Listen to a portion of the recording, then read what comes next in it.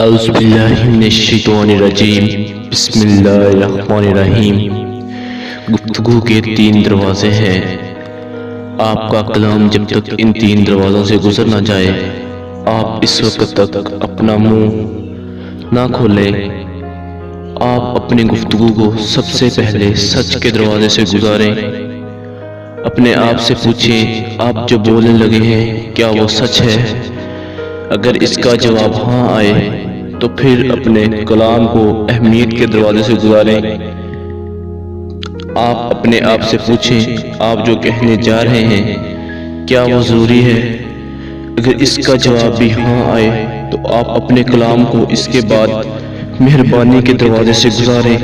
آپ اپنے آپ سے پوچھیں، کیا آپ کے الفاظ نرم ہیں، لہجہ مہربان ہے؟ اگر الفاظ نرم اور لہجہ مہربان نہ ہو تو آپ خاموشی اختیار کریں، خواہ آپ کے سینے میں کتنا ہی بڑا سچ کیوں نہ ہو، آپ کا کلام کتنا ہی ضروری کیوں نہ ہو۔ تو دوستو، بولنے سے پہلے ان 3 باتوں کے بارے میں ضرور سوچو کہ کسی کا دل نہ دکھے۔